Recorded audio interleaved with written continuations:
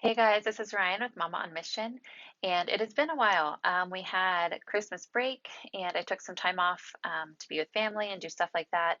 And then we kind of had some family stuff happen, so I've been away from YouTube for a while. But I'm back, and January is going to be full of a lot of new content.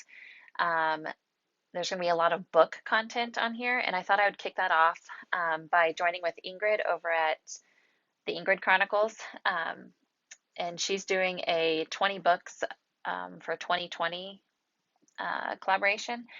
So there should be a couple other ladies in there sharing 20 books that they hope to read for the year 2020. So my books for next year, I have a goal of 45 books. I've surpassed my goal every year that I've made it, so I just keep bumping it up a little bit. And of those books, I hope to do 25 nonfiction. No, yeah, 25 nonfiction.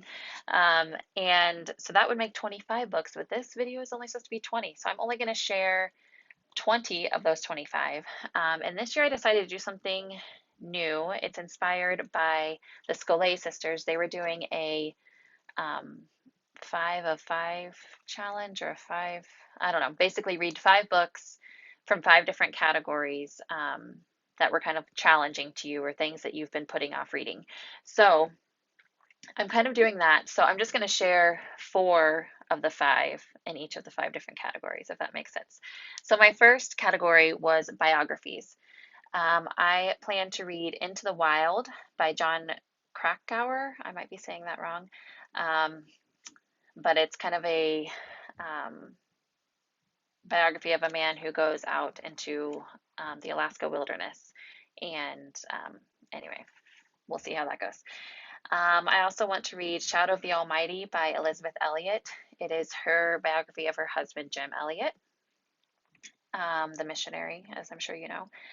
I also hope to read Extraordinary Ordinary People by Condoleezza Rice. It is her autobiography, which I started to read last year, and then we just didn't make it through it. So I plan to read that this year.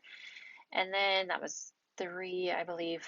And then I want to read Alexander Hamilton by Ron Chernow.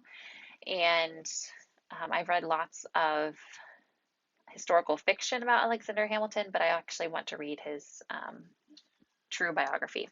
So that 5th book in the biography, you will have to stick around in the biography section, you'll have to stick around to see what that is.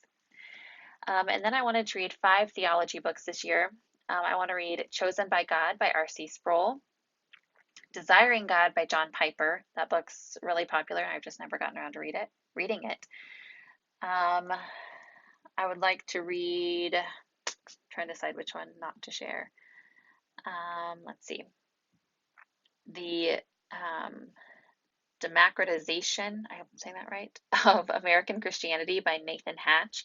It just talks about the evolution of Christianity in America and what's happened to it. And then I would like to read, that was 1, 2, 3, The Mortification of Sin by John Owen. And let's do The Evangelicals by Christopher Catherwood. Then for personal development, that's another subset that I want to look into. And this, we read a lot of these type of books anyway, but I would like to read The Gospel Comes with a House Key by Rosaria Butterfield, and spoiler alert, I've already started that and am loving it.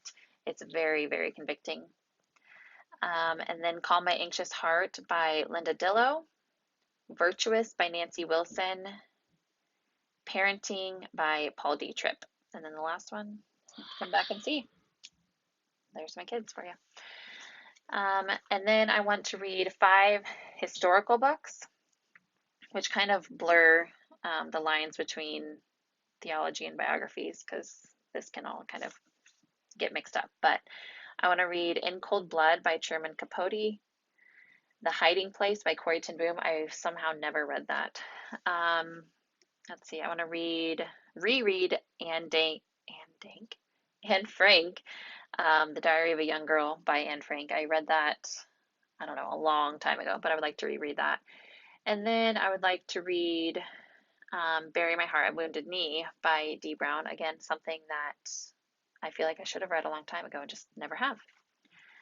And then my last section of nonfiction that I want to read this year is educational books. So I want to read The Case for Classical Education, Classical Christian Education by Doug Wilson, Educating the Wholehearted Child by Clay and Sally Clarkson, The Brave Learner by Julie Bogart, and The Read Aloud Family by Sarah McKenzie. Fifth one you have to come back and see. So those are my 20 books for 2020. I have at least 5 more nonfiction that I will be reading, and hopefully more nonfiction than that, but 25 nonfiction is my goal, and then 20 fiction is my goal, which with audiobooks, I will probably surpass that too. I just listen to audiobooks all the time. So sorry for this very like thrown together, unedited video, but I just wanted to get on here and join in this collaboration real quick and let you guys know that new content is coming. I just had to take a little bit of a hiatus. So I look forward to seeing you later this week, and I thank you for watching. Talk to you next time. Bye.